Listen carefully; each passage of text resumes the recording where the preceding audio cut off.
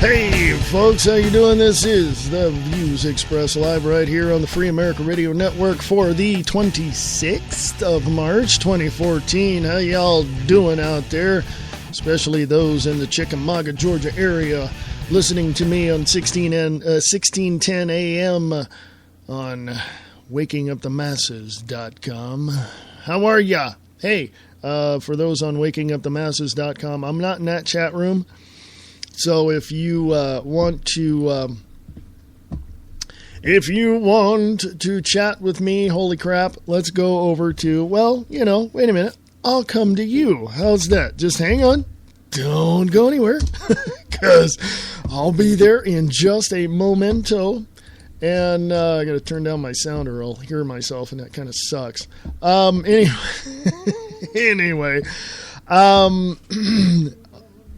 Anywho, yeah, I still hear myself because of the browser. Okay.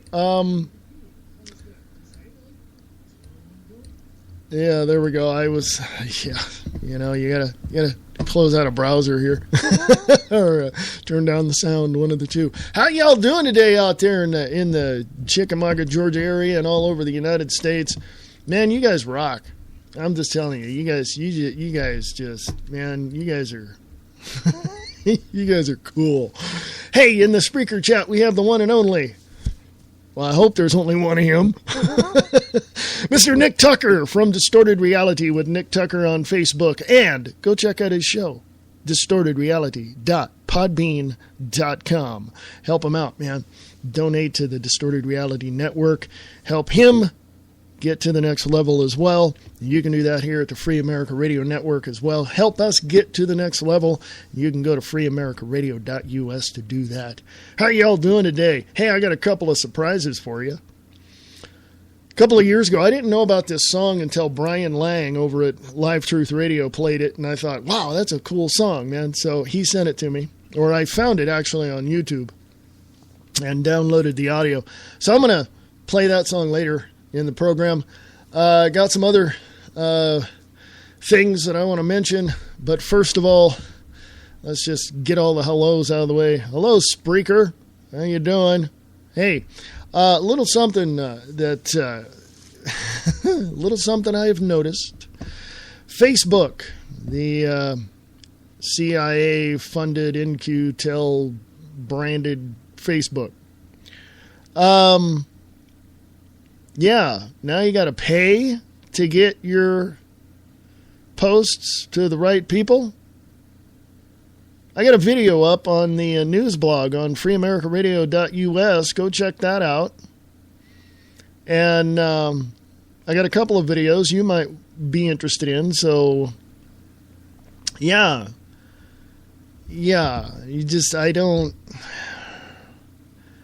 Folks, it's time to go someplace else other than Facebook. Somebody better create something. There's awarenessact.com. There's go to unseen.is. Okay, unseen.is. If you want to email me over there, you can. freeamericaradio@unseen.is. But go to www.unseen.is. Check that out as well. Lots of things going on. Bunch of things going on, okay? I do not. Oh man, you ever have that moment? You radio hosts know what I'm talking about. You ever have that moment where you have so much on your mind that you don't know where to begin? Well, I just don't know where to end because there's just so much on my mind. But I'll take a few minutes and go to break here at the 5 after mark or shortly before then, and I'll come back and I'll try to organize my brain during the break and and go to Free America Radio on Facebook. Free America Radio on Facebook. freeamericaradio.us. freeamericaradio@usa.com. Want to know what's happening all around us? You do? Great! Come check out the Diana and Wayne's Grab Bag Potpourri Talk Show, Friday nights at 7 p.m. Pacific, 10 p.m. Eastern, right here on Spreaker.com.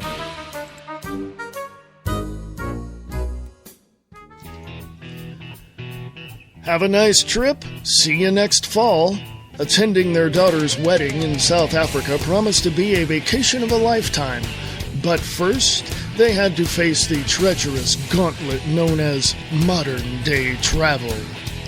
Waiting for them on the other side of the world are an honest-to-goodness safari with amorous lions and elephants with anger issues, a life-affirming visit to a South African school, and an anxious bride and groom standing patiently at the airport with a sign that reads, "What took you so long?" The answers lie within the pages of Please Hold Thumbs, a not-so-round trip to South Africa, a true tale of turbulence and triumph from Travel Mug Scott Cherney, author of Red Asphalt.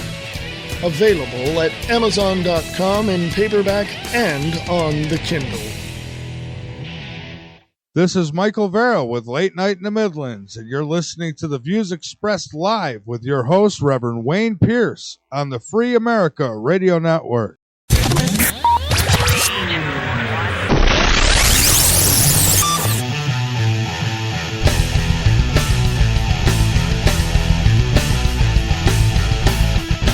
Hey, folks, this is the Free America Radio Network. Thank you, Michael Vera, over at Late Night in the Midlands. I appreciate that very, very much. Yes, go check out his show, Late Night in the Midlands. Yes, it is a cool show. He's got some awesome guests. Tonight, I think it's World Watchers with Peter Kling, so go check that out. LateNightInTheMidlands.com. And yes, awesome show.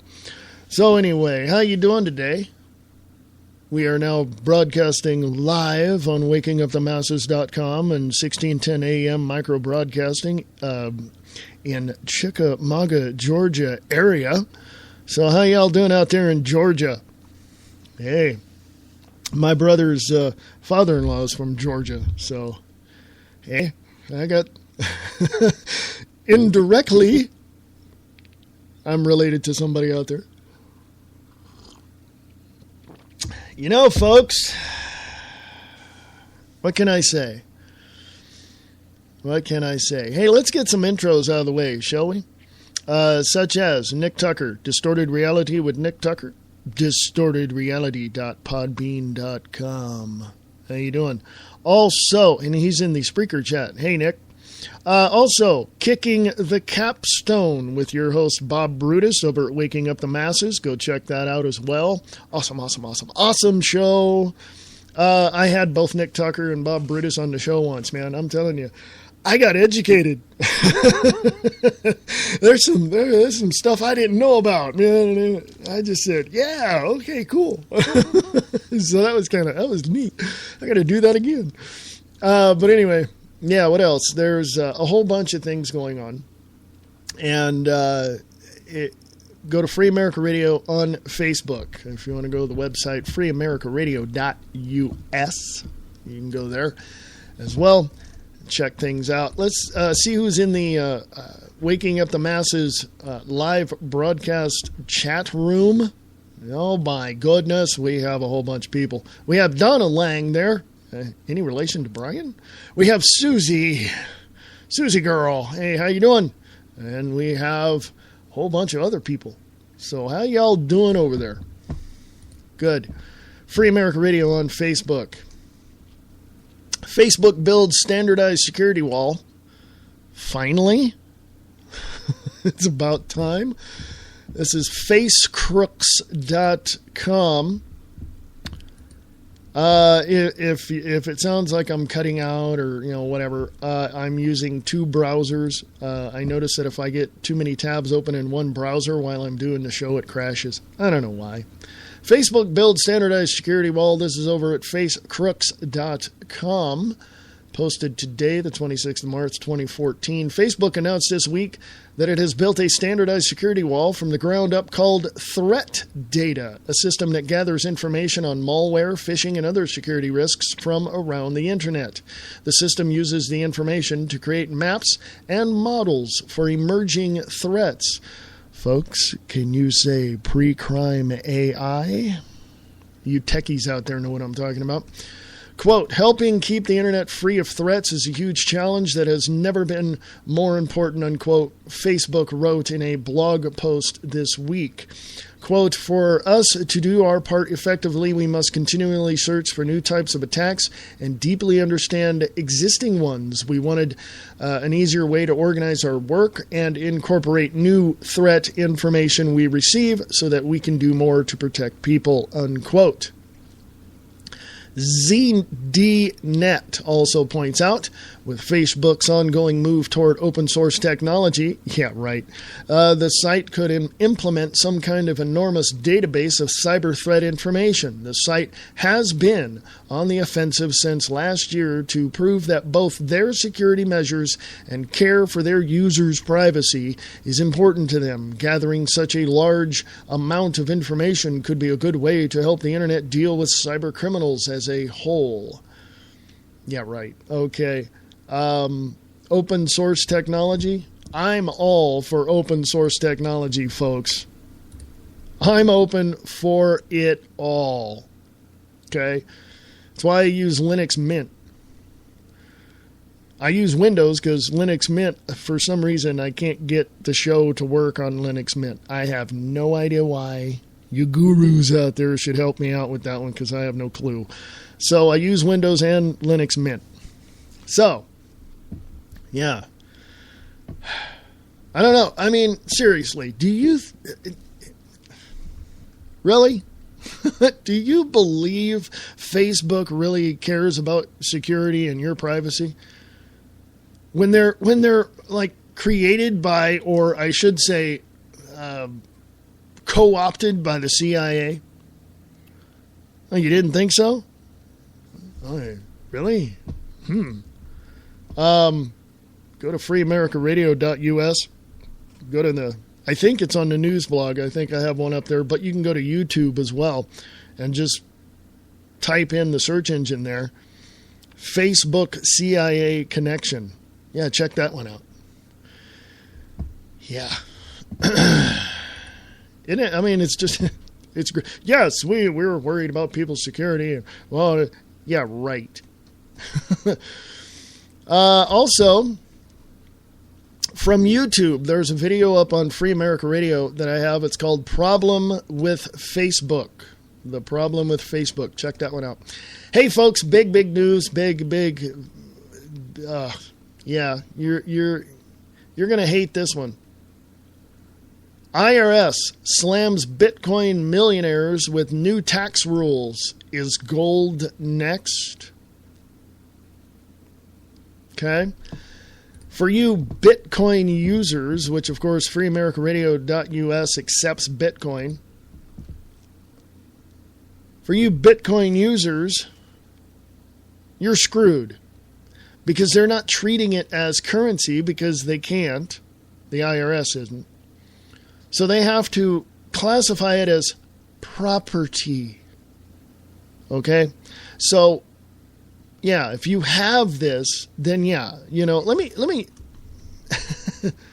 do this. Let me just read the article for you. It's over at sovereignman.com. Sovereignman.com. Simon Black wrote this one. Thank you, Simon. Bitcoin tax rules finally came to the land of free yesterday, and I have to imagine there are some not too happy campers this morning, even if they even know about it. Bitcoin taxes were inevitable. As Simon Black writes, I've written about this numerous times, and I have even gone so far as to predict that the government will probably mandate special Bitcoin reporting on foreign disclosure forms. A number of other countries, such as Germany to Singapore, have already issued their own tax rules on Bitcoin and related virtual currency transactions, and yesterday, the IRS finally issued their own.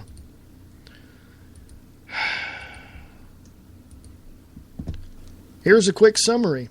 Number one, while a number of governments, including the United States to a degree, have officially pronounced Bitcoin to be a currency alternative, the IRS disagrees. That's why we need to get rid of the IRS.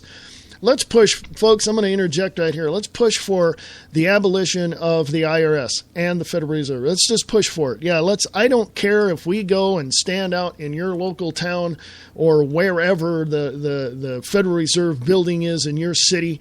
There's one in Dallas. There's one in San Francisco. Let's go there and let's force them and demand that they end their financial tyranny over us. Okay?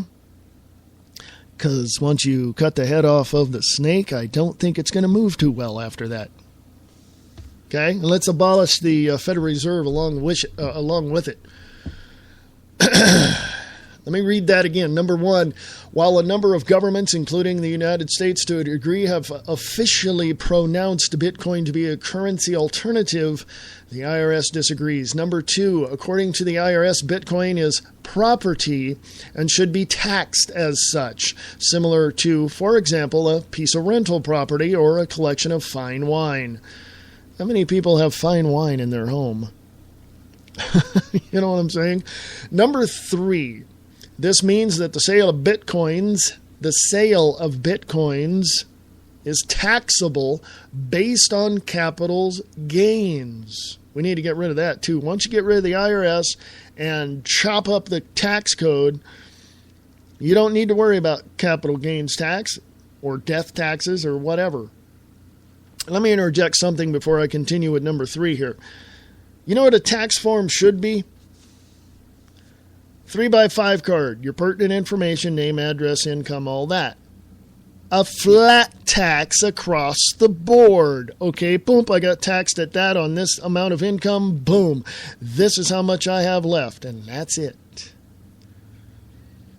Just, I mean, and they, the IRS, whoever is going to receive this, because you're going to abolish the IRS anyway, whoever receives this looks at it and goes, oh, okay, yeah, let's reconcile it with our books. Yeah, that's exactly it. Okay. Do we owe them anything? No. Do they owe us anything? No.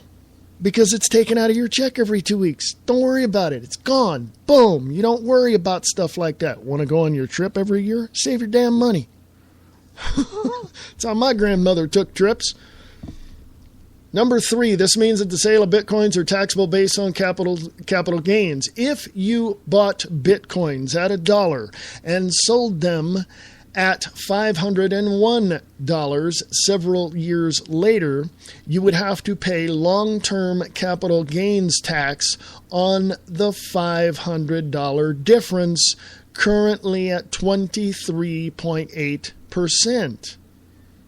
Flat tax across the board at 15%, you wouldn't have to worry about it. Matter of fact, if you sold your bitcoins for $501, you keep it all. The only thing that you should be taxed on is how much money you make from either your self-employment income or the income you make from an employer, period. If you have a side job that you made $500 in Bitcoin and you sold a few of them to get a little extra, you should not be taxed at all. Zip, zero, zilch, nada. And I say that on the basis of the fact that when you look at your tax form, when you fill it out, how much money did you make? Salaries, tips. Tips are nothing but, hey, you did a really great job. Here's a little extra. No, but now the IRS, 20 some odd years ago, have figured out, wait a minute, these people are making extra money. We need that money. No, you don't.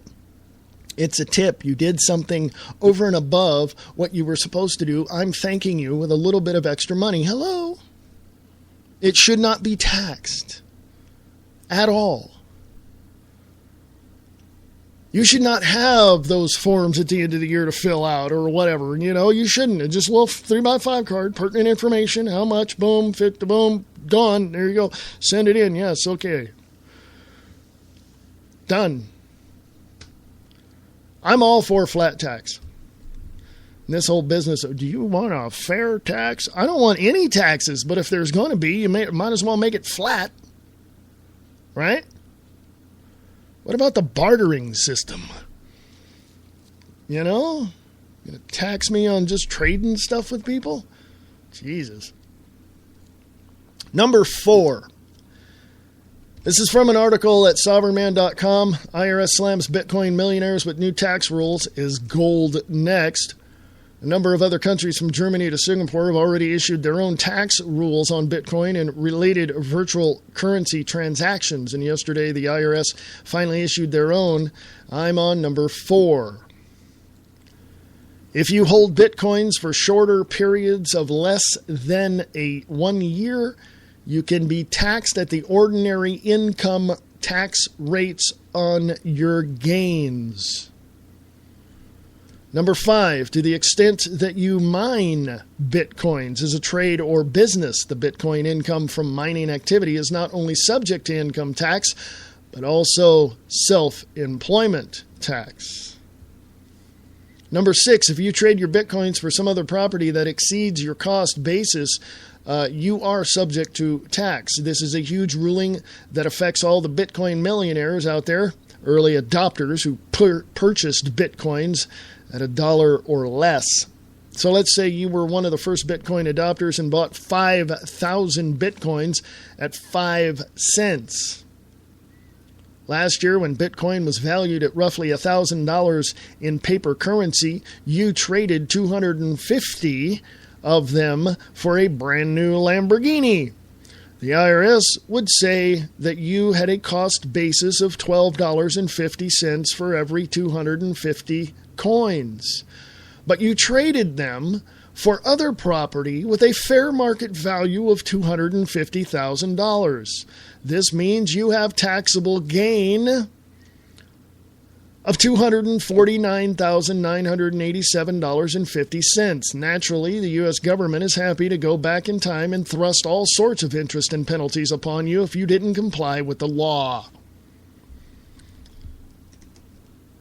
According to their ruling, quote, failure to timely or correctly report virtual currency transactions when required to do so may be subject to information reporting penalties under Section 6721 and 6722, unquote.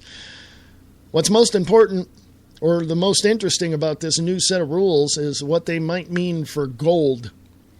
If you've ever read The Currency Wars, a fantastic book by Jim Rickards, you may recall early in the book when Jim suggests a potential outcome for gold. Imagine paper currencies go into free fall. Gold soars, which it has been, folks. Anyone who bought gold early sees sizable profits in paper currency, at which point the government steps in after the fact and sets up new tax rules to confiscate a substantial portion of those gains. Think it can't happen? These Bitcoin rules certainly establish a precedent.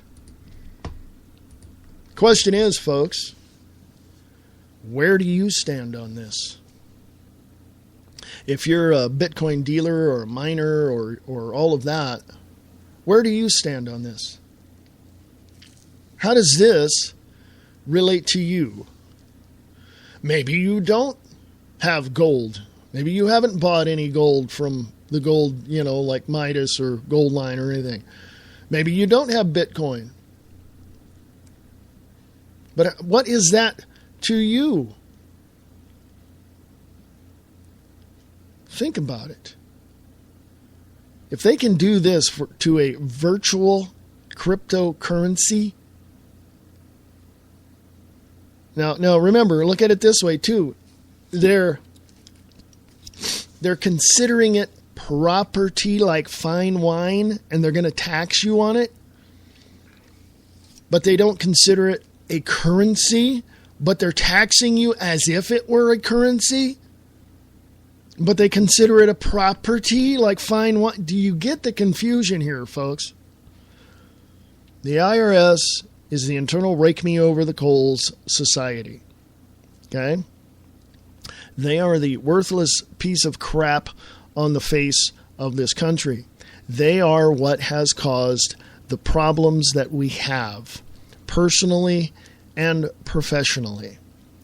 The Federal Reserve is the other piece of crap that has caused so many problems, including funding both sides of World War I, World War II, Korea, Vietnam, and any other war that they feel they can profit from. It has nothing to do with the federal government. Has nothing to do with us. So either you wake up to the fact that this country is in the toilet and going down the drain pretty damn quickly, and you start fighting for air and start fighting back and start defending your liberties and freedoms, or you've already lost. I don't know.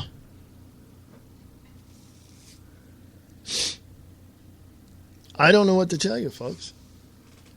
I really don't. I don't know how, and it's just me, just me, just my perspective.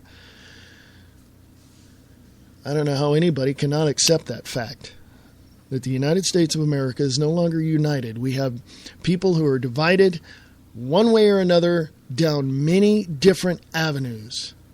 And they're all arguing with one another, failing to see what is happening behind the scenes, failing to see how things are happening in Washington, D.C.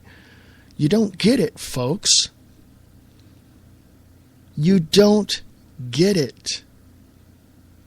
You want something. You want it so badly. They throw it at you. You're arguing over it. You're fighting over it. And behind the scenes, they're changing the rules as we speak. Okay? I honestly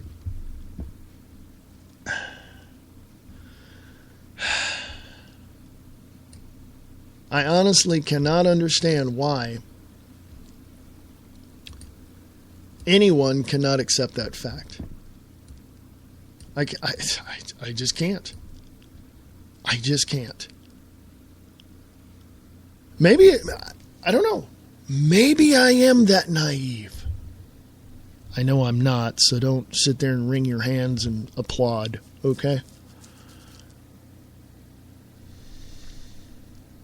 But maybe, just maybe,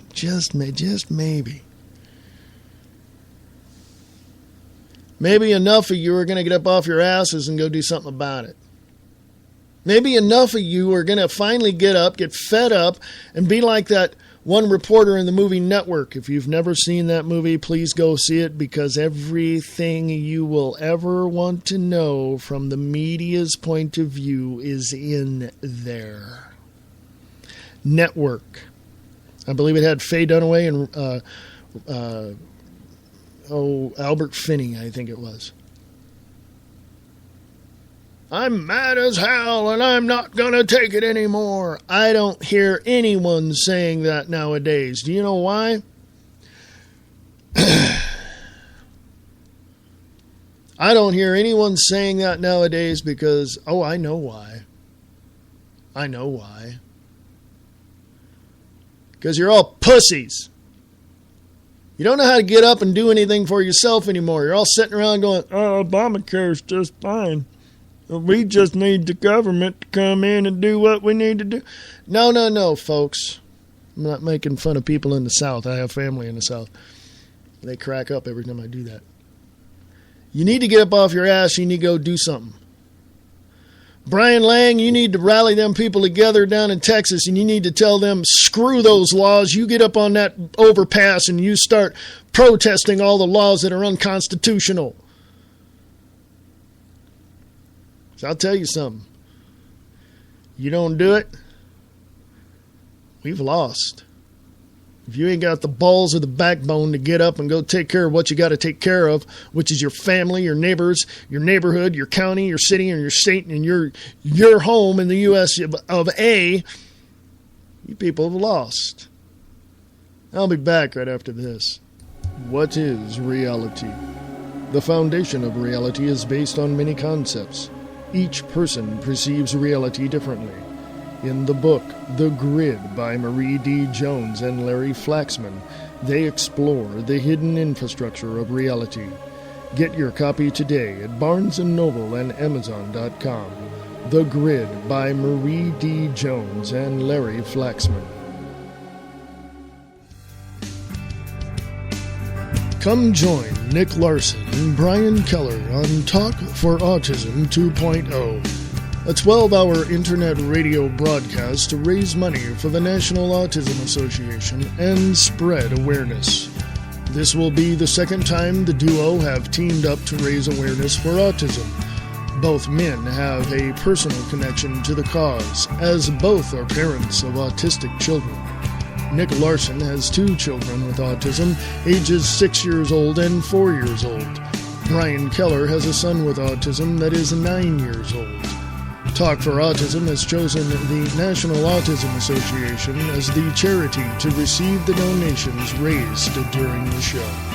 The mission of the National Autism Association is to respond to the most urgent needs of the autism community, providing real help and hope that all affected can reach their full potential.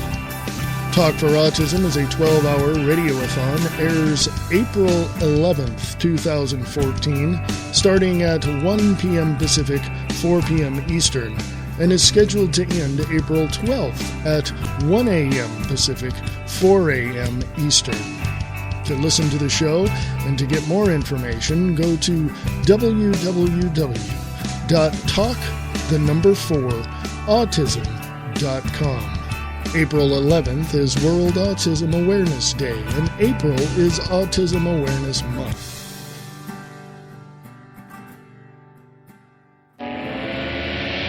Sharing the truth, one fact at a time.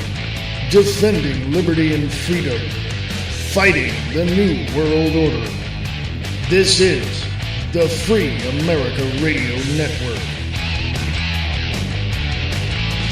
Hey, welcome back, folks. Welcome back. This is the Free America Radio Network, and you're right here on the Views Expressed. I am your host, Reverend Wayne S. Pierce. Over in the Spreaker chat, we have Angela Truth. Hello. Hello, hello, hello. Yes. And we also have Mr. Nick Tucker in the Spreaker chat as well. So thank you guys for showing up. Appreciate that. And, yeah, lots of things going on. Free America Radio, Free America Radio on Facebook. Check it out. Obama to kill Navy's Tomahawk and Hellfire missile programs in budget dissemination. Or should I say decimation. There we go. Decimation. He's cutting that thing. Folks, we're going to have to take care of ourselves. Lock and load, people. Washington Times is reporting this. President Barack Obama is seeking to abolish 2 highly successful missile programs that experts say have helped the U.S. Navy maintain military superiority for the last several decades. The Tomahawk missile program, known as the world's most advanced cruise missile, is set to be cut by $128 million under Obama's fiscal year 2015 budget proposal and completely eliminated by fiscal year 2016, according to budget documents released by the Navy. In addition to the monetary cuts to the program, the number of actual Tomahawk missiles acquired by the United States would drop significantly from 196 last year to just 100 in 2015. The number will then drop to 0 in 2016. Do we have anything better than the Tomahawk missile? And why are we creating weapons of war? Who has the weapons of mass destruction? You tell me. Who's the one that dropped 2 atomic bombs on Japan back in 1945? Any other country have done that? No. Interesting. The Navy will also be forced to cancel its acquisition of the well-regarded and highly effective Hellfire missiles in 2015, according to Obama's proposal. Okay, it's a proposal. It hasn't passed the House or the Senate yet. The proposed elimination of these missile programs came as a shock to lawmakers and military experts who warned cutting these missiles would significantly erode America's ability to deter enemy forces. Quote, the administration's proposed budget dramatically under-resources our investments in munitions and leaves the Defense Department with dangerous gaps in key areas like Tomahawk and Hellfire missiles, unquote, said Representative Randy Forbes, Republican of Virginia, member of the House Armed Services Committee. Quote, increasing our investment in munitions and retaining our technological edge in research and development should be a key component to any serious defense strategy, unquote, he said. The U.S. Navy relied heavily on them during the 2011 military incursion in Libya, where some 220 Tomahawks were used during the fight. Nearly 100 of these missiles are used each year on average, meaning that the sharp cuts will cause the Tomahawk stock to be completely depleted by around 2018. This is particularly concerning to defense experts because the Pentagon does not have a replacement missile ready to take the Tomahawk's place. Well, they got robots. DARPA just bought Boston Dynamics. Why don't they use those? Put little tiny, rockets on their robots. There you go. Quote, it doesn't make sense, said Seth Cropsey, director of the Hudson Institute Center for American Sea Power. Quote, this really moves the U.S. away from a position of influence and military dominance, unquote. Cropsey said that if someone were trying to reduce the U.S. ability to shape events in the world, they couldn't find a better way than depriving the U.S. fleet of Tomahawks. It's breathtaking, he said. The Navy has used various incarnations of the Tomahawk with great success over the past 30 years, employing them during Desert Storm and its battle zones from Iraq to Afghanistan to the Balkans, while the military as a whole is seeking its budgets reduced and equipment scaled back. The Tomahawk cuts do not appear to be due to lack of funds.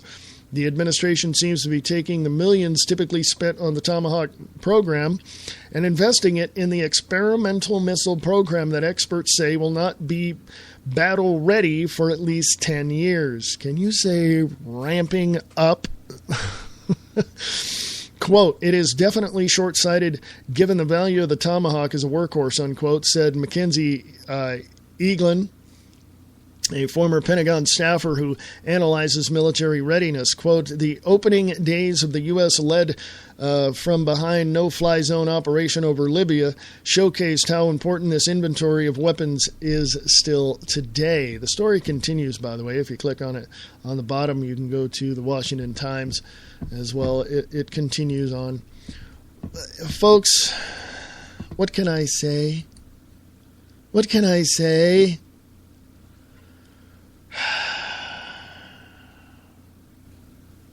Now,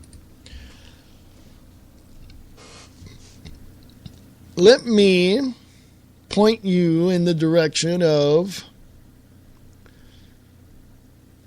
what we did in Iraq in 1991. What did we do? And how did that little false flag event start? Yes, it was a false flag event. It started basically, for those that don't know, by, I guess, some tourists or something went over there, or some business people or something, and then, Saddam Hussein went, you ain't going anywhere. You're going to hang out here for a while. And then the U.S. went, what? Excuse me? Yeah, right. You notice the backstory on that whole Iraq thing in 1991? You notice the backstory on that went away like as quickly as it appeared? Wonder why.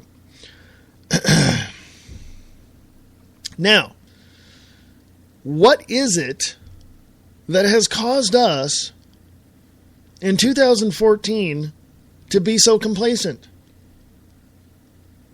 You know what it was? You know what it is?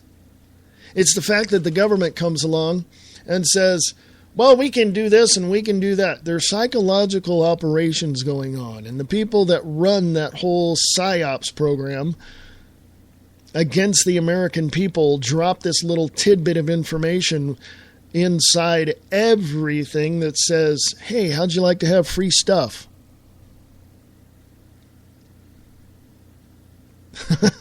That's basically it. Can you just wrap your mind around that for a minute?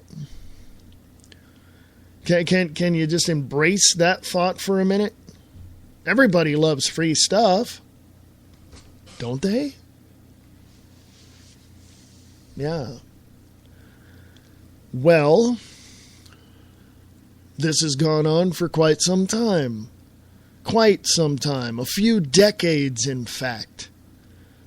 From the George H.W. Bush era, probably before that as well, but definitely in the Clinton administration, and definitely in the George W. Bush administration, and definitely in the Obama administration. The government comes to you, shows you this little thing, and says, how'd you like to have free stuff? And you're like, free? Not going to cost me anything? Yeah, it doesn't cost you personally anything, but it costs the taxpayers hundreds of millions of dollars. Because they got to cover that crap. You know? I agree with Jesse Ventura, man. That's the first, I mean, you'll never hear me say that again, but he said something that I can agree with. Cut military by half, bring all of them home, cut the military spending by half, just bring it down to, to a more reasonable level. I agree. Close all the foreign bases that we have, but what about our allies? Okay. From me to you, yeah, keep a few over there to keep those open and running. That way, look what happened to, what country was it we went into? Well, yeah, look what happened to Afghanistan.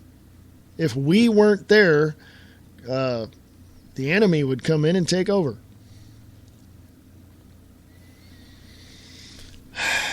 Anyway, yes, I'm just rambling on here. Let me go to Free America Radio on Facebook. There's a video from Mark Dice. Johnny Depp introduces transhumanism to the mainstream in Transcendence film. Okay. Might want to check that out. Local law enforcement agencies abuse public record laws to conceal stingray surveillance. Yepper. Now, here's another one from redicecreations.com. Agenda 21 minions are coming for your water. Oh, shall I go there, folks? Hey, I just want to give a heads up to the people over at Waking Up the Masses in the chat room over there at the live broadcast. Hello, you all. Say hello, please, because I'm there. I'm sitting right there looking at all of the people in the chat room. Coyote Dog, Susie Girl, Tana Lang. How y'all doing? Hey, Bob Brutus, if you're hanging out there, virtual high five there, buddy. Let's go read this article over at redicecreation.com. redicecreations.com. The link is up on Free America Radio on Facebook. Agenda 21 minions are coming for your water. Dave Hodges from IntelliHub wrote this, or contributed to this. And this is posted yesterday, the 25th of March, 2014. The globalists murdered Detroit through the various free trade agreements consisting of NAFTA, GATT, and CAFTA, which is the Columbia America, I guess. It's Columbia America Free Trade Agreement. And now their Agenda 21 minions are coming for your water, your homes, and your children. There are several parts to this story. First, there is a human interest story of corrupt city forces who are abusing people from a bankrupt city who are down on their luck and are reveling in the joy of bringing misery to the downtrodden. Second, we see CPS rearing their ugly faces as they are attempting to take advantage of a crisis situation by placing more children under their control. Third, we are witnessing the attempted installation of a Build One America plan. Go look that up, folks. Startpage.com or xquick.com. Punch that in the search engine. Building One America plan. Building One America plan, which will force all suburban residents into densely populated stack and pack cities through the regionalization of the control of water supplies. This article examines the dangers posed to American communities through an examination of these three areas related to water control and what it could potentially mean for the U.S. citizens. By the way, while you're over there at xquick.com or startpage.com, punch in micro apartments. Because they're moving everybody, they're wanting everybody to move into the city from the outlying areas of the city to, and if you notice in some of the areas, some of the major cities like Chicago and New York and San Francisco and all that, they're building apartment buildings that are going to house these micro apartments that are anywhere between 250 to 350 square feet. Yeah, go look that up. Go look at the floor plans. Okay, this is ridiculous. Okay, this is what they want. Corral us into a little area, control our water, control our food, everything else. But no, the elites are going to live, high on the hog. Yeah. You can also read the article at intelhub.com, but let me read what I have here in front of me. Quote unquote, "We are coming for your homes. As of a week ago, any Detroit resident who is more than 60 days late on the payment of their water bill will be eligible to have a property tax lien." Now get that. Let me read that again, folks. Any Detroit resident who is more than 60 days late on the payment of their water bill will be eligible to have a property tax lien placed on their property, which could result in the foreclosure or forfeiture of their home, declared the Detroit Water and Sewage Board. The DWSB has created a financial incentive by making it more difficult for people to pay their bills. The financial motive to the DWSB is apparent. Now, I know somebody that lives up there in Michigan. I know a couple of people live in Michigan, actually. So if you can send me more information about that, that would be absolutely fantastic. Bob Brutus out there in Chickamauga, Georgia. What's happening similarly in your area? Continuing, the department is gearing up for an aggressive campaign to shut off service to 1,500 to 3,000 delinquent water accounts, according to Daryl Latimer, DWBS's deputy director. Latimer insists that, quote, "usually folks will then come in and make some kind of arrangement," unquote, and that not paying your water bill has long-lasting consequences. How well does this get tough policy work when it comes to a city that graduates less than half of its students, in a city where homes can be bought for $100 and a median price of a home in Detroit is $9,000. The estimated real unemployment rate is approaching 40%, and the police station only stays open for the public business 8 hours per day. By the way, Detroit residents are now only allowed one-time adjustment, quote unquote, in their payment obligations for their water bills. I wonder where Mr. Latimer thinks that money is going to come from with regard to the destitute of Detroit. Are Detroit officials waiting to gobble up these $9,000 homes? It would seem so, because extra contractors have been hired to shut off the water as I write these words, the author of this article had said. As this plot unfolds, it strongly appears that Detroit City officials have been shown how they can make money through the rigid enforcement of their water collection policies, and this door opens for more nefarious Agenda 21 forces to gain a bigger foothold in Detroit. Is CBS waiting in the wings to profit from this crisis? In a disturbing development, the Detroit News is reporting that residents that cannot pay their water bills don't necessarily have to move out, according to Latimer. Latimer is now talking out of both sides of his mouth. On one hand, a delinquent water user is told that he will lose their home if one cannot pay their water bill, and simultaneously he is saying that if you have kids, you don't have to move, you could just lose your kids to CPS.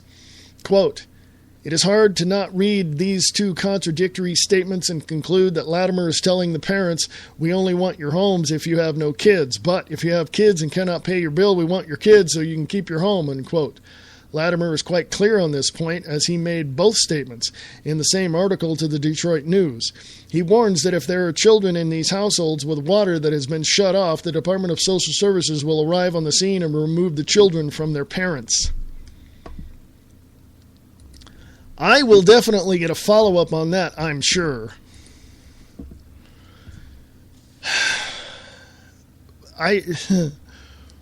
Folks, do you know how difficult it is for me not to scream, yell, jump up and down, fly to Detroit, and smack that guy in his face? Seriously. Let's go to 21stCenturyWire.com. Now, we all heard about that missing Malaysia flight MH370, right? 21st Century Wire says, after nearly 1 month of turning up absolutely nothing, suddenly the public are being told that the case of the missing Malaysian airline MH370 has been solved. Well, sort of. It was a search and rescue operation on an unprecedented scale, combining over 30,000 nautical miles involving 60 ships and 50 aircraft, all in an effort to find one missing Boeing 777, which is said to have set off from Kuala Lumpur to Beijing on March 8, 2014, only to disappear in thin air without a trace. This week, Malaysian authorities made the dramatic announcement that they had finally, quote-unquote, found the aircraft without any, quote-unquote, debris sighting. Tell me how that's done, folks.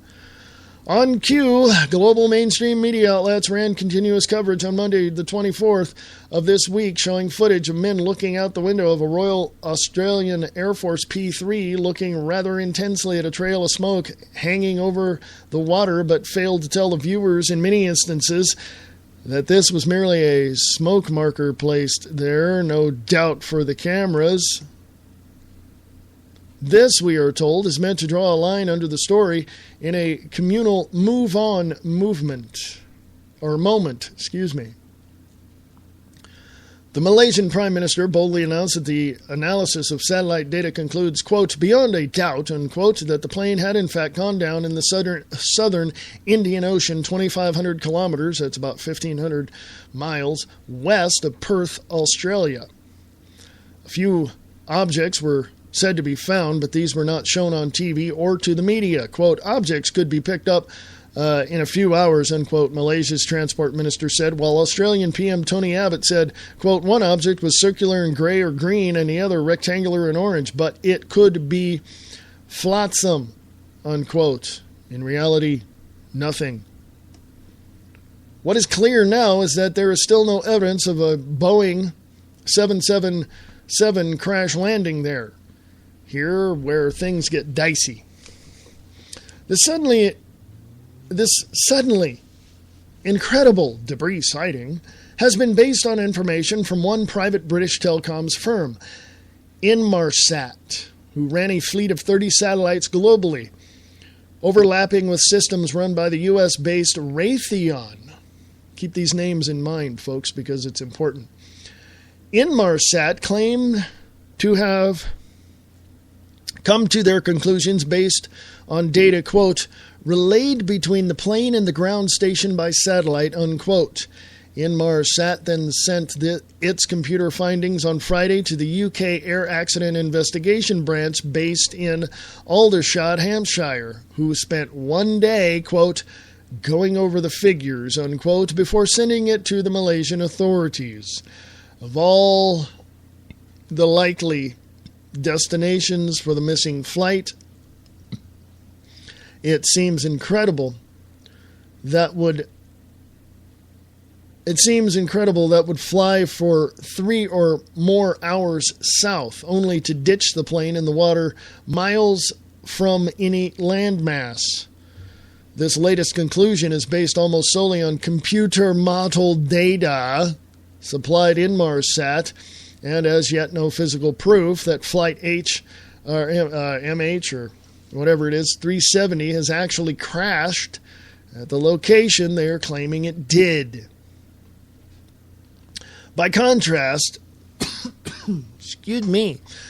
By contrast, an actual eyewitness sighting was reported the morning of the crash, but was more or less ignored by all governments and media mainstream outlets.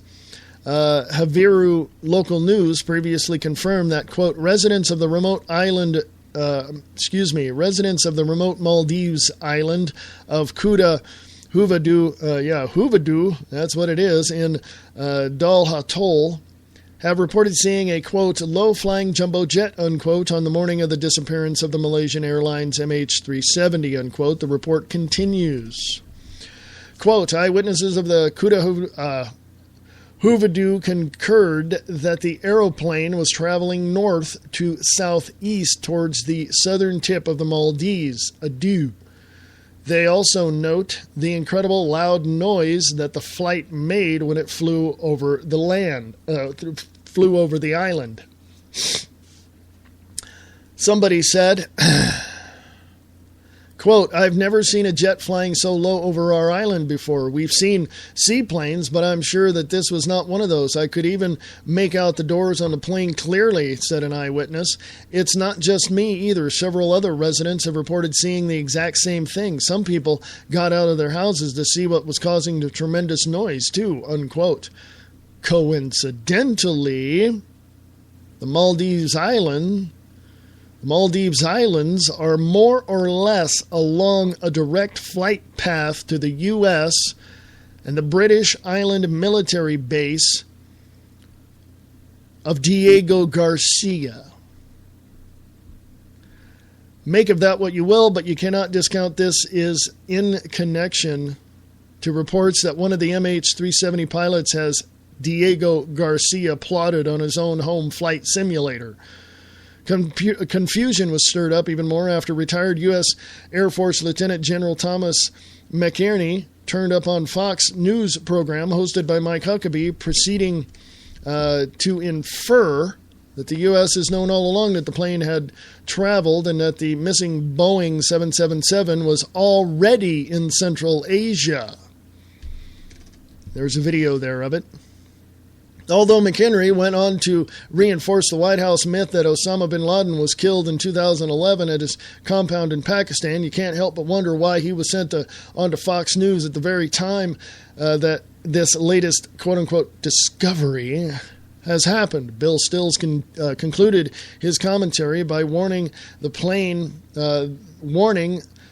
plane may likely end up being used for some U.S.-sponsored false flag or terrorist attack in the future. So, folks, you got to draw your own conclusions on this. That right there tells you somebody is lying.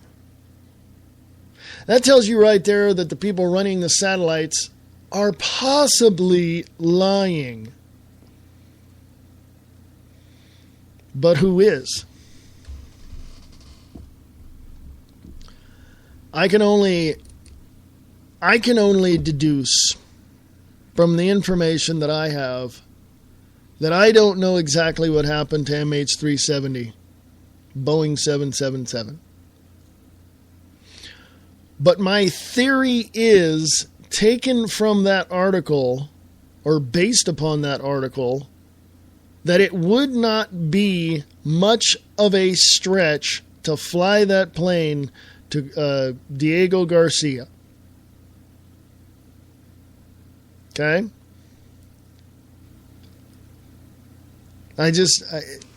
It wouldn't be a stretch of the imagination to believe that. Over in the Spreaker chat, we have Matt. Hey, Matt, how you doing? Yeah, I'm doing good. Top of the hour break coming up. Going to come back, get into more news, give you my opinion of it, give you my theories of certain things. No, I'm not a conspiracy theorist. I got all the facts to back it up, but you have to decide what you believe. And it's just that simple. I can I can show you all the evidence in the world. You're going to have to decide for yourself what to believe. I'll be back right after this. Late Night in the Midlands is an alternative media that covers the truth, theory, and fact that the lamestream media won't talk about. We cover everything from the known and the unknown, the normal and the paranormal, the government lies and the government ties, and even their thrive. We tell what's coming, what's going, whether it be politics or archaeologists. We have an amazing fan base, and our shows are all archived to be heard millions of times more. So tell your friends, your family, and anybody you care about LateNightInTheMidlands.com. Become a member and be informed.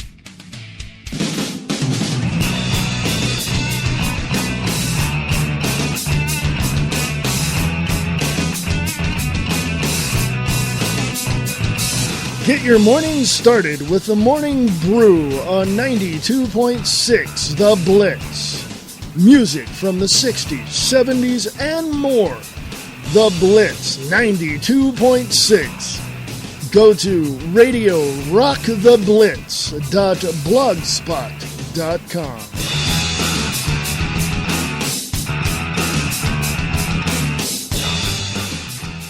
Free Talk Live. You give someone an ounce of liberty and they'll go around abusing it and harming everyone else with it. If we legalize guns... People will be shooting people everywhere. Right. If you legalize prostitution, people will be having sex on the street corners. If you legalize drugs, we'll have heroin vending machines in the streets. We've heard it all on Free Talk Live. They take it to the most absurd, illogical extremes, and you're absolutely right, Alexander. It's okay for them to have freedom. Yeah, you can give them a gun. They won't go around shooting people. But watch out with their neighbor, because you give them a gun, they'll go around in a rampage around the city killing everyone. But yes, they can be trusted, and apparently the government can be trusted too, because magically, we only elect the best of the best, the cream of the crop.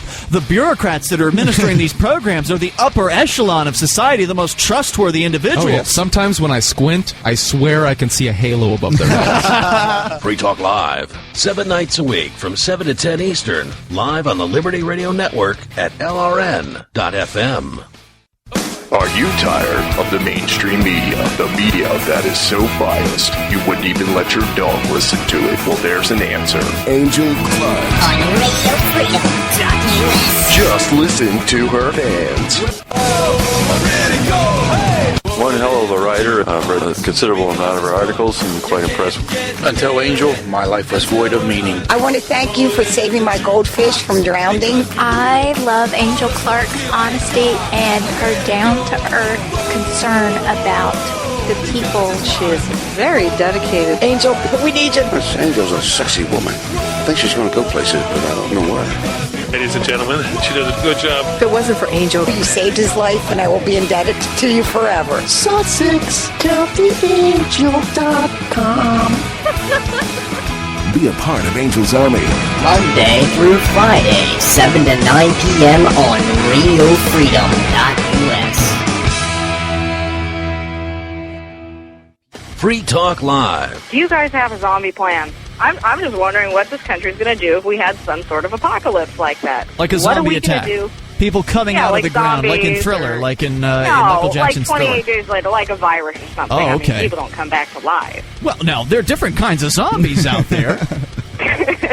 Now, but let me go through the types of zombies. I mean, you've got the ones that can crawl out of the ground, right? And then she was talking about like an infection kind of zombie, like a la Resident Evil, for instance. So ideally, if you're going to have to perish at the hands of a zombie, which would be the preference? Would you prefer to have your brains eaten, or would you prefer to become one of them? I think I'd rather just die. The last thing I'd want is, of course, the people you split up with. Then I'm talking my wife and my child.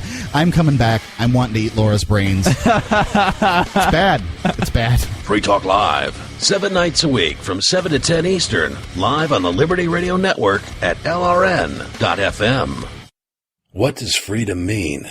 Tune in to LRN.FM to find out. LRN.FM is the Liberty Radio Network, a collection of live talk radio and podcasts, all coming from a principled pro-liberty perspective. LRN.FM show hosts aren't left, right, or conspiracy kooks. You can tune in 24/7 to LRN.FM via your phone, computer, satellite, and more. Listen free anytime at LRN.FM. That's LRN.FM.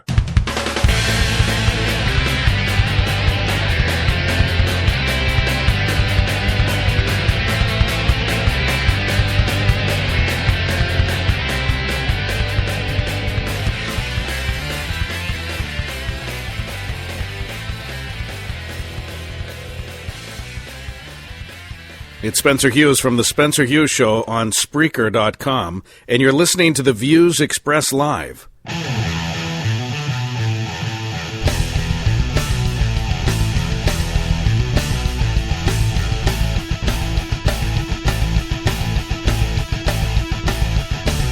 Hey, folks, how you doing? This is Reverend Wayne S. Pierce right here for the 26th of March, 2014. You are listening to The Views Expressed Live right here on the Free America Radio Network. And welcome to all those in the Waking Up the Masses chat room on the live broadcast section of that page, wakingupthemasses.com, and also on the Spreaker side of things. Hello, folks in the Spreaker chat. How y'all doing? Hey, got a little surprise for you. Just a tiny little surprise. Brian Lang over at Live Truth Radio turned me on to this song. I've never heard of it. And it's like 4 years old. How could I not hear about this song? Okay. Did not know that this song existed. But it's 3 minutes and 47 seconds long. And so at the bottom of the hour, I'm going to play that song. So after the break. So stay tuned. Stay tuned. Just hang out there. Just hang out. Don't go anywhere. How y'all doing? I want to give a big shout out to, of course, Bob Brutus with his show Kicking the Capstone over on wakingupthemasses.com, and also Nick Tucker, Distorted Reality with Nick Tucker on Facebook, and distortedreality.podbean.com. Go check out his show as well. Hey, go to Free America Radio on Facebook. Sandy Hook was not like Columbine. Expert whistleblower tears apart government story. That's from 21stcenturywire.com. I don't believe, after... I go back a ways, folks. I go back a ways. When Carter was president and he had that big fiasco in Grenada, I knew at that point whatever came from the government was a complete and utter lie. I don't believe my government. I said it before on a podcast earlier. I probably said it at the top of the first hour of this show. I'm done with believing my government. That's capital G. In other words, anybody in Washington, D.C. is a bunch of liars, and there's nothing they can tell me to convince me otherwise. When they can kick out their lobbyists and their special interest groups and abolish the Federal Reserve and get rid of the IRS, then I'll believe them. But until then, they're a bunch of freaking criminal liars. All of them. Period. That's just the way it is. Well, you got something against the government. No, I don't. I have nothing against the people here, you, the citizens. Hello, I will defend you and your rights and everything else against this tyrannical government. But as far as Washington, D.C. is concerned, let's cut that sucker off and drop it into the Atlantic, okay? Seriously. There's no reason for it to exist. Folks, I think we're smart enough to know how to take care of ourselves, right? I think our National Guard and the military in each state can take care of us. I mean, seriously? I don't know, I could be wrong in that, but, I'm just saying. Folks, I don't know. Come to the Spreaker chat, check things out. Go to the live broadcast section on wakingupthemasses.com and join others in that chat room. 21st Century Wire posted March 4th, 2014, just a few weeks ago, folks. Sandy Hook was not like Columbine. Expert whistleblower tears apart government story. Yeah, Wolfgang Halbig. Look him up. Wolfgang Halbig. Just like it sounds. Halbig. Go look that up.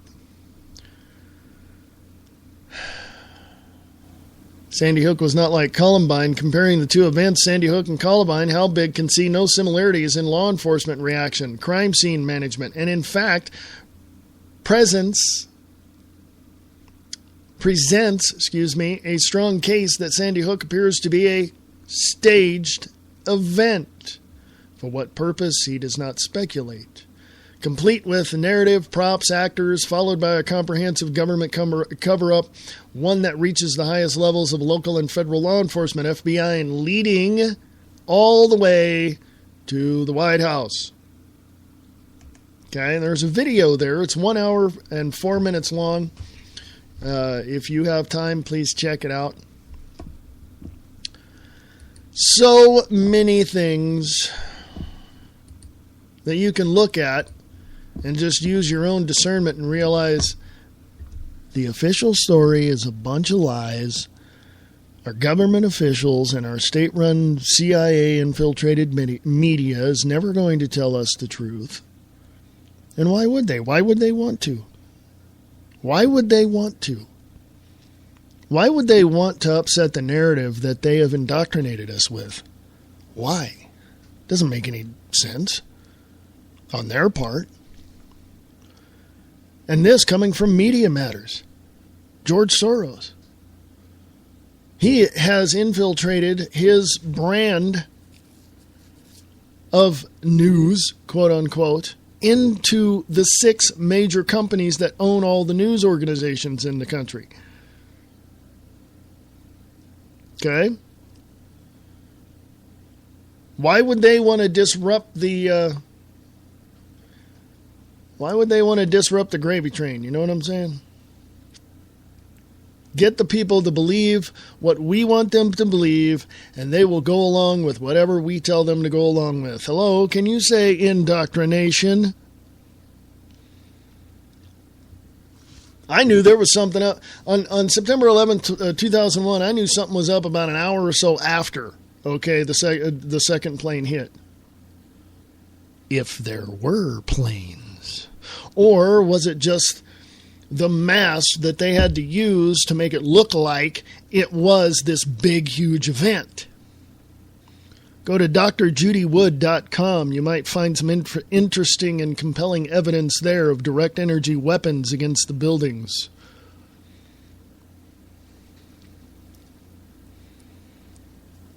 Some people say on YouTube it was a hologram. Some people say it was... No.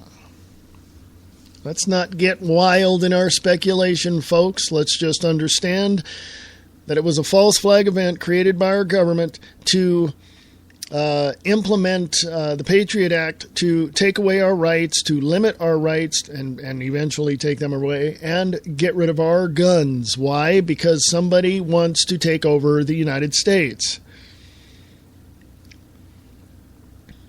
Why do you think we have a president with no freaking backbone?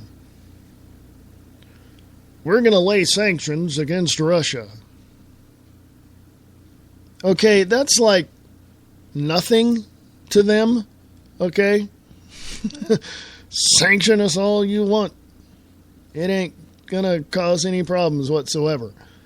What will cause problems is the fact that Russia and China are now working together to use their monies together and screw the world reserve currency, which is the American dollar. Yeah.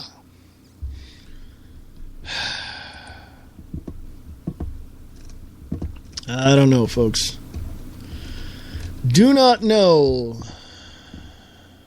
I read this on the podcast earlier, and I think it's important to know that you're being tracked.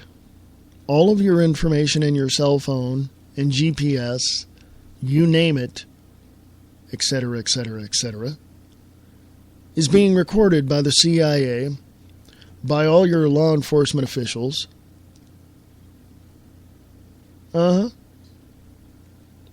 now a private individual built a drone to show the vulnerabilities of your cell phone data. Interesting, isn't it? Kevin Goldstola, I guess that's how you pronounce it. Sorry, Kevin. Over at dissenter.firedoglake.com writes, local law enforcement act like CIA, abuse public records laws to conceal stingray surveillance. More and more law enforcement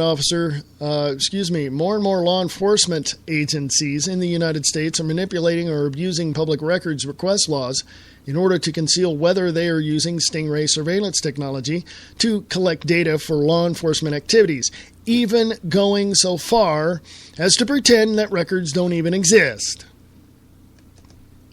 The Stingray surveillance device is, according to the Electronic Privacy Information Center, a device that can triangulate the source of a cellular signal by acting like a fake cellular tower and measuring the signal's strength of an identified device from several locations, unquote. Such technology has been used in some form by the FBI since 1995. Try earlier than that, folks. They didn't have cell phones back in the 70s or 80s. Well, they did, but they were marine phones. And they were really, really bulky and very expensive. But they used to do that with radio signals. Because I'm a massive CB person, okay? Citizen band radio, pull them out of your garage, folks. Dust them off. That's what you'll start to be using. And you better create some codes that nobody knows about, okay? Just saying. Just putting it out there. You can do whatever you want, but I'm just saying. But they used to do that with radio frequencies from CB radios and other radios. They would triangulate the signal.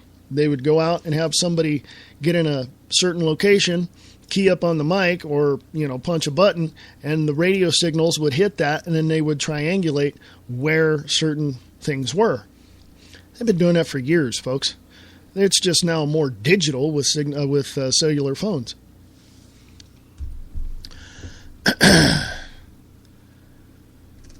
Yeah, this is a very long article, so I'm going to read you a couple more paragraphs, but you can find it on the Free America Radio Facebook page, and it's also at Dissenter, D-I-S-S-E-N-T-R, dissenter.firedoglake.com. The American Civil Liberties Union considers the technology to be the electronic equivalent of a dragnet general searches prohibited by the Fourth Amendment. It maintains that no statutes or regulations currently exist to address under what circumstances stingrays can be used. There is very little case law to properly limit law enforcement use. In other words, it hasn't been done to such a degree to where they need a law against it. That's layman's terms, as Pete Santilli says, meat and potatoes. Stingrays are capable of stealing cell phone data, according to journalist Ryan Gallagher. Quote, the Stingray can be covertly set up virtually anywhere, in the back of a vehicle, for instance, and can be used over a targeted radius to collect hundreds of unique phone identifying codes, such as the International Mobile Subscriber Number, the IMSI, and the Electronic Serial Number, ESM. The authorities can then home in on specific phones of interest to monitor the location of the user in real time and use the spy tool to log a record of all phones in a targeted area at a particular time, unquote. Check that out at dissenter.firedoglake.com. The link there is on Free America Radio on Facebook. Local law enforcement agencies abuse public records law to conceal stingray surveillance. Folks, how can I put this to you? How can I lay this out to you? You have a situation in the United States of America where a president is bypassing Congress to make up his own laws. That's a dictator, folks. The king decrees that. That's exactly what it is. That's exactly what it is. I don't know how you can ignore all that. Oh, I know how. You don't want to pay attention. Hell, I've known people to look at me and go, I don't want to talk politics. Where's the football game? Granted, folks, I like football myself, but hey, That's not going to save my life. Lock and load, people. You got your days in a free America are numbered, and they're coming, very quickly, okay? I'm all for civil disobedience. Brian Lang, get your people in Texas to tell those legislatures to kiss their ass. You have the First Amendment, Mr. Lang. Those people have the First Amendment. My listeners have the First Amendment. Get your butts out there and demand that your legislatures listen to you. Oh, and by the way, remember these 3 words. Strength in numbers. Get to the overpasses, get to your corner, get to your, down where people can see you, and hold up signs in civil disobedience against the tyrannical government that is in your city, state, county, and the United States of America. I don't know how much more I can get you folks to understand this, but there's an area of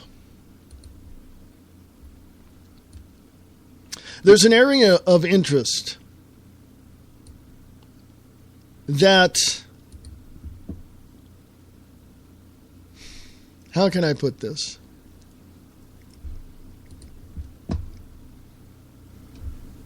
There is an area of interest that people have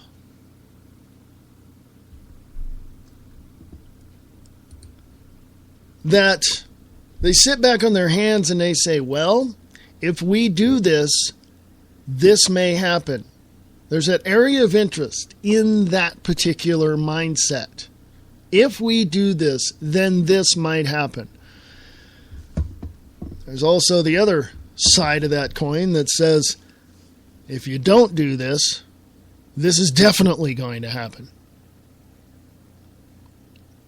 There's an area of interest that says, I'm going to get up, chew bubble gum, and kick some ass. And I'm all out of bubble gum.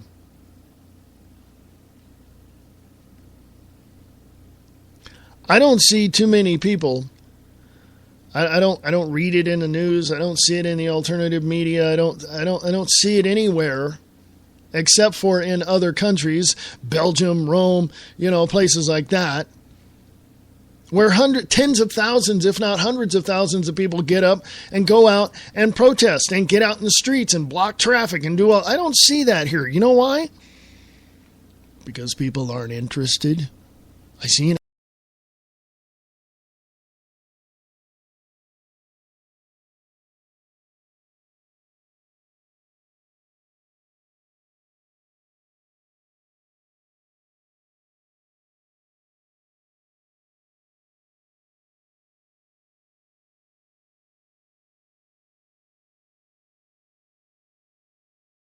have to do. Oh, and a little rumor has it. Little rumor has it.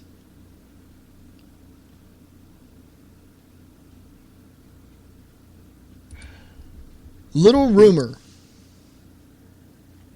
The Bilderberg Group may be meeting in San Francisco, California this year. Just a rumor. I don't have any confirmation on that yet. I don't know.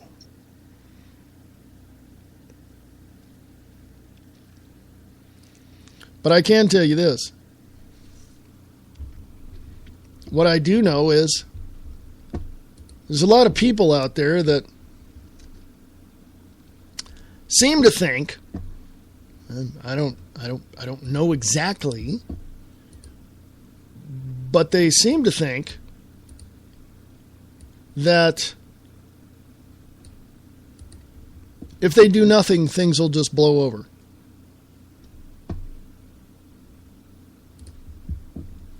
If I just sit back and and not make waves, and things will just blow over.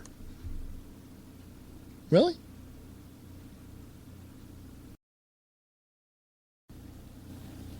So you just want to sit on your ass and do nothing and hope somebody else does it? What a lazy piece of crap.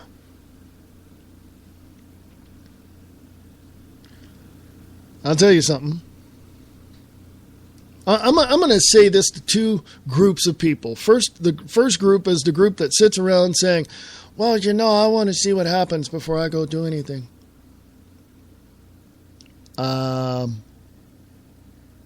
Yeah. Okay.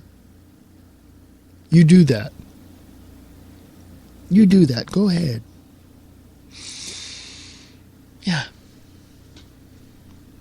Then the other group of people that says, I'm going to get out and I'm going to take care of business and I got to go do this and I got to go do that. And it's probably going to be tough for me to do it. And it's probably going to be difficult for me to do it. I might be, there might be some conflict and whatever, but I'm going to do it anyway because I'm doing it because I'm an American. Yay. Give you high five. What's the difference between the two? I think you figured it out already. I'm sure you did. Hey, I want to give a big shout out to wakingupthemasses.com. I noticed on my end here something happened. And it said that basically for about 5 seconds or so, the network went down. So,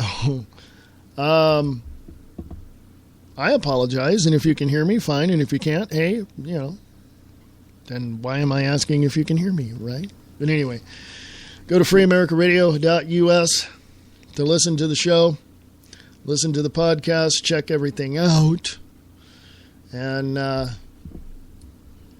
please, if you can help Free America Radio Network get to the next level, I would appreciate that very, very much. Thank you. If you're not able to, don't worry about it. But really need your help, because if the Bilderberg meeting is in San Francisco, there might be a road trip in my future. Right, Nick Tucker? Anyway.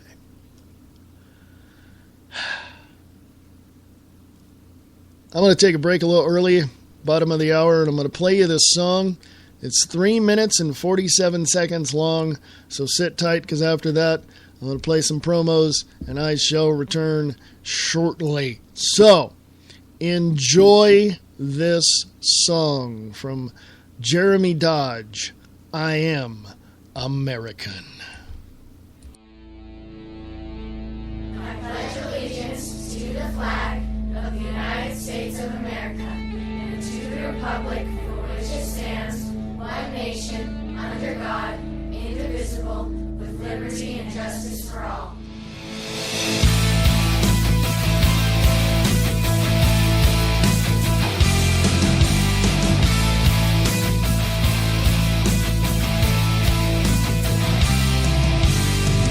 Don't label us left or right. Are American. Not looking for a war, but we came to fight. Are American.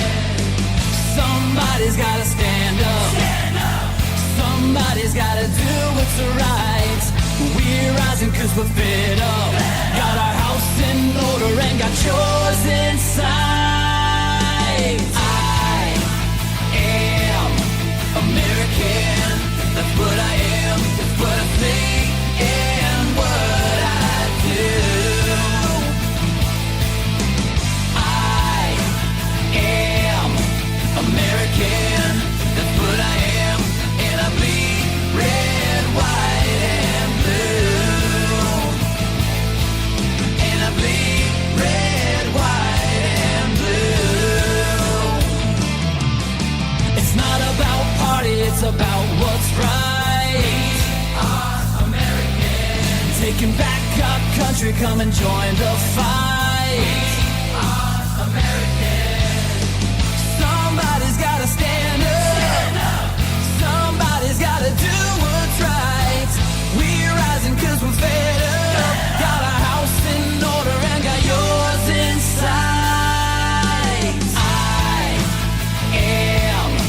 American. That's what I am. That's what I say and what I do. I am American. That's what I am. And I bleed red, white, and blue.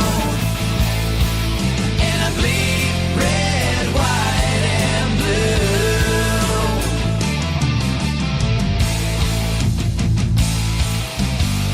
I pledge allegiance to the flag of the United States of America and to the republic for which it stands, one nation under God, indivisible, with liberty and justice for all. I am American. That's what I am. That's what I say and what I do. I am American. That's what I am. And I bleed red, white, and blue. And I bleed red, white, and blue. And I bleed red, white, and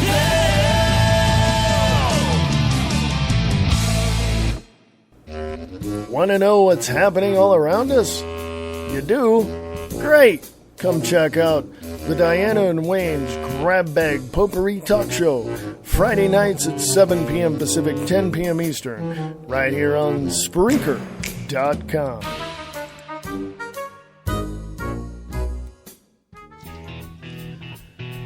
Have a nice trip. See you next fall. Attending their daughter's wedding in South Africa promised to be a vacation of a lifetime. But first, they had to face the treacherous gauntlet known as modern-day travel. Waiting for them on the other side of the world are an honest-to-goodness safari with amorous lions and elephants with anger issues, a life-affirming visit to a South African school, and an anxious bride and groom standing patiently at the airport with a sign that reads, "What took you so long?" The answers lie within the pages of Please Hold Thumbs, a not-so-round trip to South Africa, a true tale of turbulence and triumph from Travel Mug Scott Cherney, author of Red Asphalt. Available at Amazon.com in paperback and on the Kindle. This is Michael Vera with Late Night in the Midlands, and you're listening to the views expressed live with your host, Reverend Wayne Pierce, on the Free America Radio Network.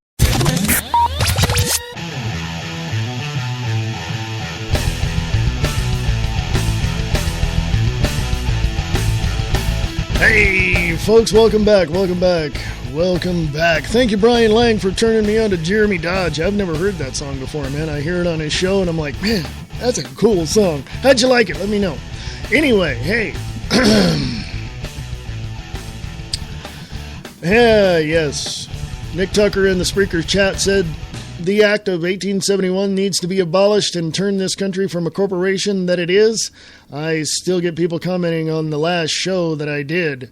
Until more understand that this is a corporation, nothing will change. Our hands are tied, and millions have to know the idea and what this means. Yes, yeah. Folks, the United States of America is not what you think it is.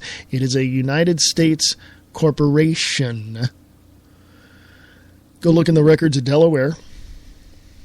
Yes, go look at the Act of 1871. Some people say, you know, they've debunked the Act of 1871. That's not what it means, blah, blah, blah. No, those people are far left-leaning goons and loons and liberals who really don't know the Constitution. Okay? Oh, I'm sure in Pennsylvania when the Constitution was being, the idea was being batted around, they finally, I bet there was yelling and screaming and people, saying, no, we can't do this. It has to be a monarchy and, stuff like that. Did you know that George Washington was asked to be the king of the United States? He went, no, that's not going to happen.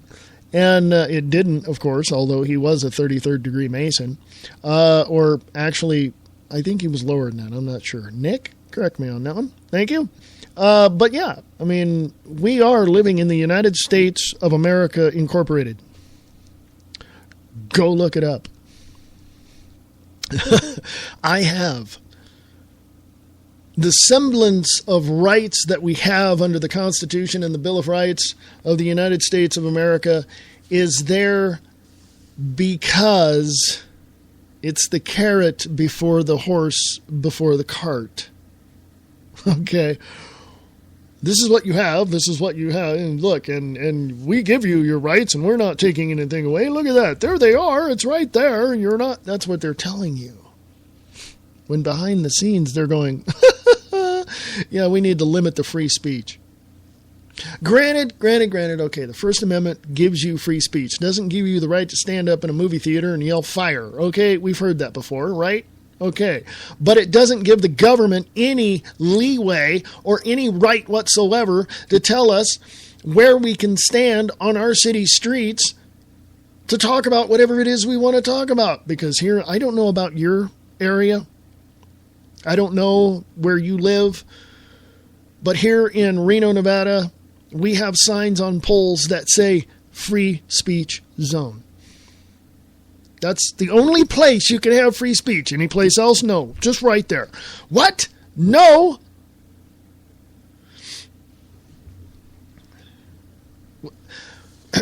We live in an open carry state here in Nevada. Means, and I've talked to the Reno Police Department, okay? You might want to call your local police department and ask. But Nevada is an open carry state, so is Montana. And I called the Reno Police Department and I asked them, give me the rundown on what I where I can and cannot carry my weapon. They did. I went, well, that's just common sense. And I told them I have a Second Amendment and therefore I'm going to invoke that Second Amendment wherever I go.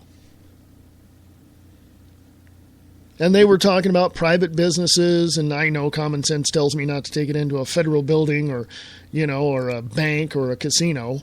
That's just not going to happen. Although I did talk to a casino security guard, I think second in command, I guess he was, and I asked him, I said, well, if I wanted to get a room here at this casino and I have my weapon on me, can I call ahead and have security meet me at the door and secure my weapon? And they go, yeah.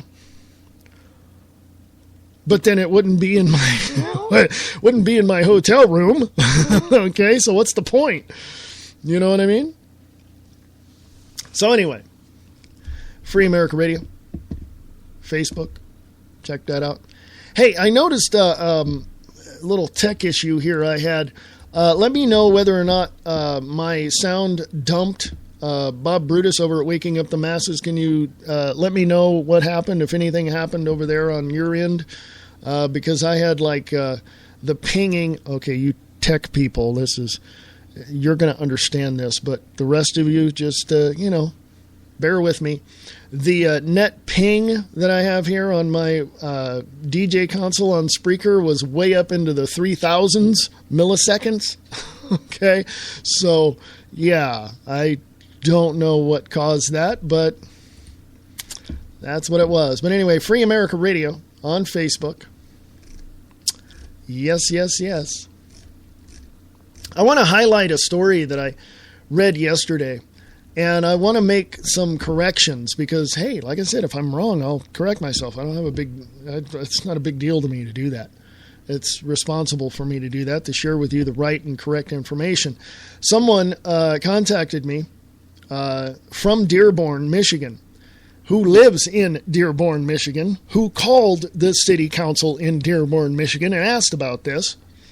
But yesterday I reported on from alternative-news.tk who wrote, City in Michigan First to Fully Implement Sharia Law. And I read the article, and it referred to the city council.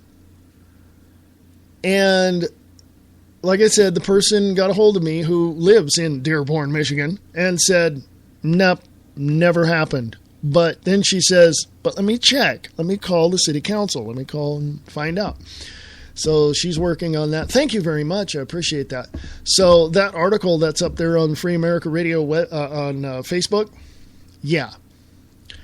Right now, I am going to go over here to this little link that we have over there. And because it's false or the information that I have received from that article is not verified, let's put it that way, I am going to delete that article off of Free America Facebook page, Free America Radio Facebook page.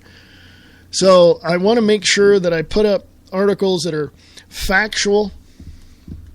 I don't want to put out erroneous reports.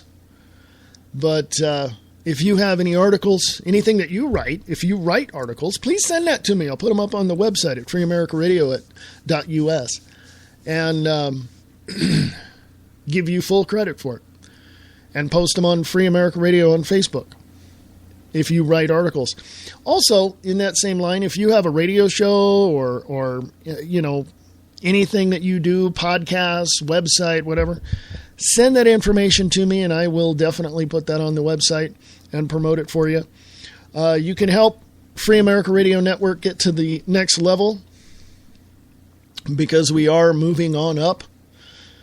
Not to the east side, but we're moving on up out of this tyranny is what we're moving on up out of. So if you want to help out, please do. If you're not able to, that's okay. I'm perfectly fine with that, all right? But please help out, because I definitely need your help to get this network up and over this whole system of tyranny. We need to get more word out there of what's happening behind the scenes. We need to get factual, actual information that is going to tear away the veil of this bull crap that we've got coming off of the state-run media. We've got to expose the Bilderberg Group for who they are. We've got to expose these criminals in Washington, D.C. for who they are. Follow the money, connect the dots. That's how you do it. Okay? So any information that you can share, any information that you have on your websites or that you report on in your podcast, please send that information to me at freeamericaradio@usa.com. freeamericaradio@usa.com. I will definitely talk about it. Just don't cut and paste. I don't like that. There's I put up a new news blog that I wrote myself, my own words, and the words of our wonderful president. There's a video up there as well. Go to freeamericaradio.us, go to the news blog section, and there's a couple of videos there you might want to see about Facebook. Also, I think the third or fourth one down is the article that I wrote. So, check it out, man. If you want to advertise on the Free America Radio Network, please email me and we'll work something out. Okay? Cool. Awesome. Anyway, what else? Let's go to, how about if we do this? Let's go to GuerrillaMediaNetwork.com. Okay?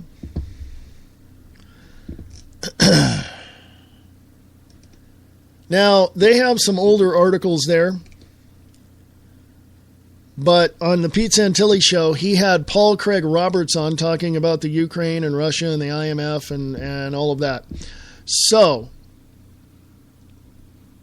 there's a lot of things going on. As of, well, let's see if they've got some newer articles because, yes, they got...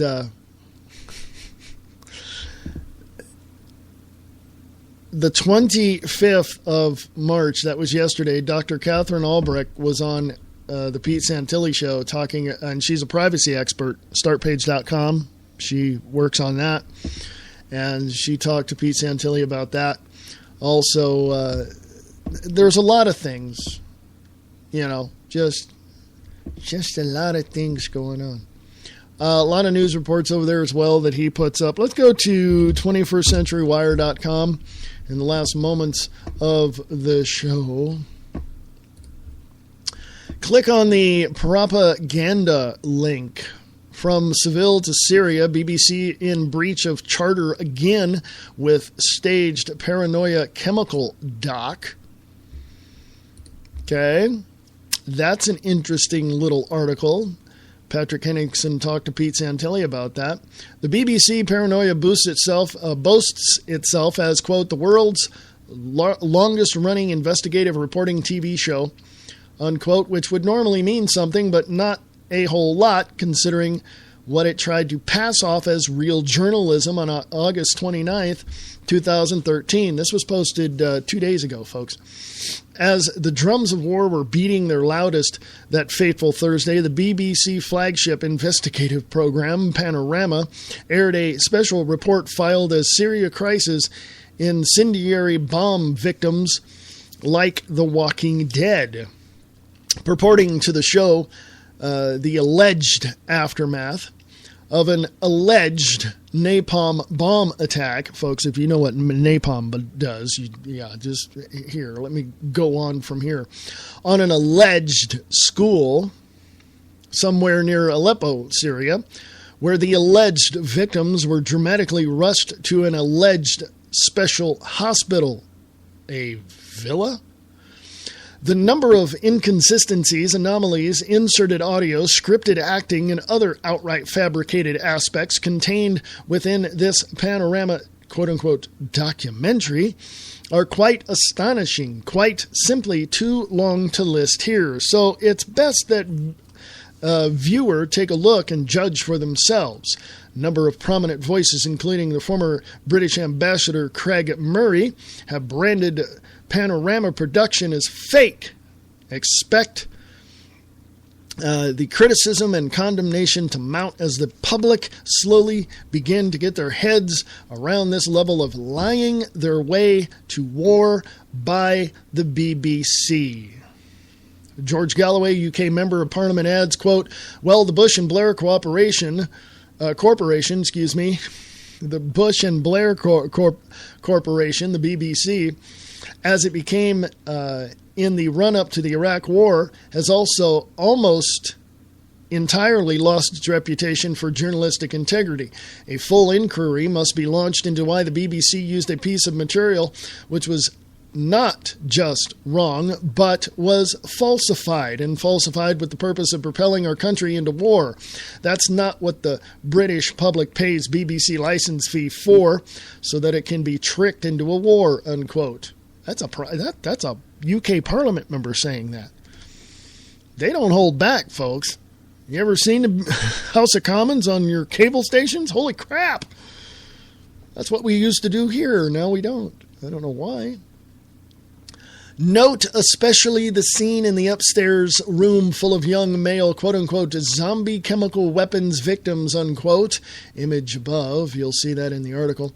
And note the signal which was given after which all of the actors sprung into action. It's quite possibly the worst piece of stage propaganda ever broadcast since CNN's fake blue screen bombing raids in Saudi Arabia during the first Gulf War.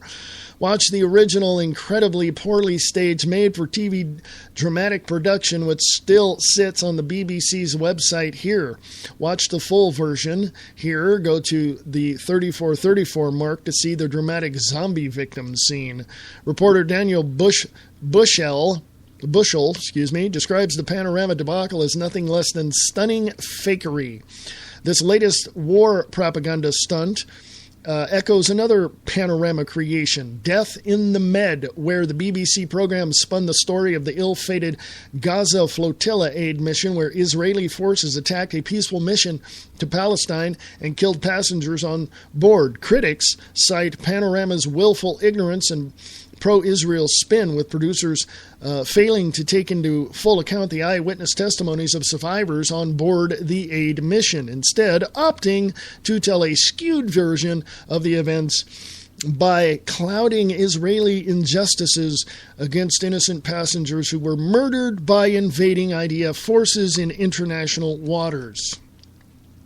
The very sensitive timing of this staged panorama piece was most certainly designed to sway public opinion in favor of British military intervention in Syria.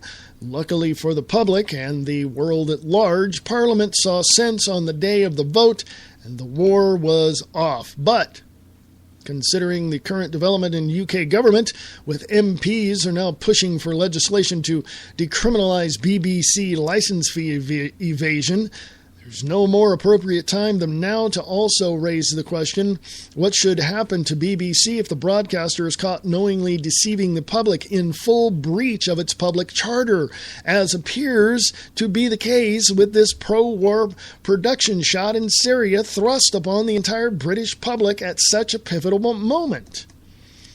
It's no surprise that the BBC, Bush and Blair Corporation, is still in full denial mode over this embarrassing panorama chemical weapons doc.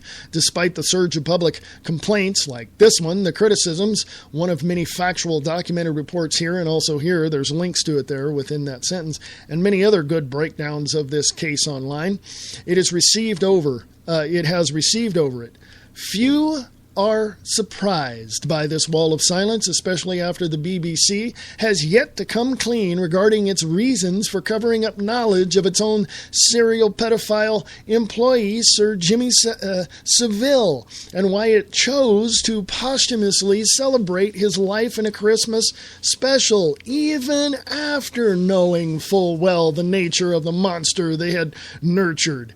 The answer to both questions may be the same. The BBC has no genuine oversight and appears to be in charge of monitoring its own conduct and standards. In other words, it is unaccountable. Read the BBC reply to one complainant here, their attempt at answering the allegations regarding their Unreal Panorama napalm chemical weapon piece, saying it's perfectly normal, and proceeds to cynically try to blind the public with broadcasting science and the art of editing. When it comes to the issue of war, why does the BBC have such difficulty acting as an honest broker of the truth? How can the BBC rightly retain its lofty mantle after deceiving the license-paying public on such a grand and destructive scale? Good questions, aren't they? Yeah. I read that article to give you the insight as to what our propaganda machine does here in the United States. It's all propaganda, folks, straight out of Edward Bernays. And a few amendments and addendums by Saul Alinsky. I want you all to know that I was young when I saw Walter Cronkite come on TV and say, we need to send 10,000 more troops to Vietnam. I turned around and looked at my mother and went, why? She goes, I don't know. I have no clue. 1964, the Gulf of Tonkin incident. It was a false flag event to get us into Vietnam. 1957, the French were called to South Vietnam and tried to negotiate a peace deal, apparently. I could be wrong, but the gist of the whole involvement with France in Vietnam was that, wasn't it? They were pussies, and so they backed down when somebody got a little antsy. And they called us and went, no, you guys go in there and do it. So we sent advisors over in 1963, late 1962, early 1963. And we were trying to negotiate peace with North and South Vietnam. Go look it up.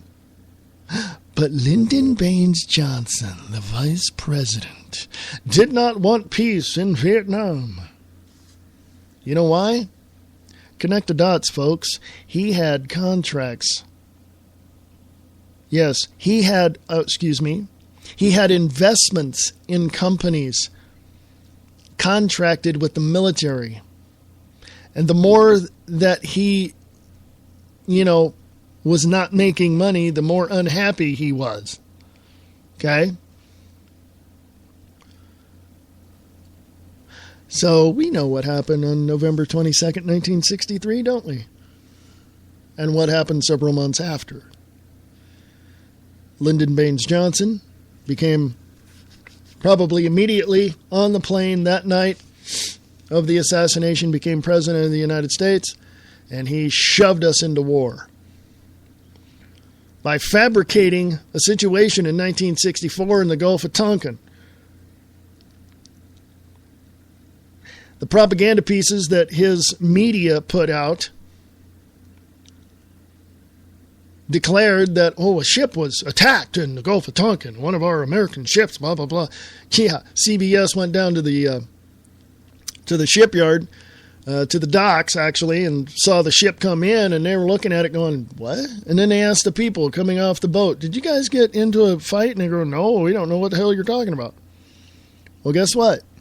False flag event, folks. Got us into Vietnam. Don't believe it? Go look it up. I don't want to believe it. I don't want to see it. Really? Don't want to see the truth with the facts? Huh. Interesting. Put your blinders back on. Turn on your ESPN. Grab your beer. You'll be okay. What? Guys in black, stormtrooper suits coming to your door, breaking it down and hauling you and your family away to a FEMA camp? Really? I thought you said they didn't exist. Hey, mentioning that, I said this before, I'll say it again. FEMA camps exist. Yeah, Glenn Beck tried to debunk it, but it didn't happen. He alludes to him now. I listen to him now. He goes, yeah, we'll be taken off to a camp somewhere if we keep this up. He knows more than a lot of people might think he knows. He's not the idiot that a lot of people think he is. He's not connected. His show was broadcasted on premier networks, but they don't own him. Okay? I remember Fox Business. I was watching that, and he had a show on Fox, and he comes out and gives his little monologue, and then he says, there are no FEMA camps. He walks close to the camera, winks, points his head back to somewhere off camera and says, they told me to say that. So he knows they exist. Michael Savage knows they exist. Jesse Ventura and Alex Jones know they exist. They exist, folks. And if you don't wise up and get your head out of your ass and start looking around and seeing what this country's doing to you and your family and your country, you're going to wind up being in one. As for me, no way, Charlie. That ain't happening. I'm going to be standing with Nick Tucker and Brian Lang and yeah. I'm going to be standing with a lot of people who ain't going to put up with this crap anymore. Hey, folks.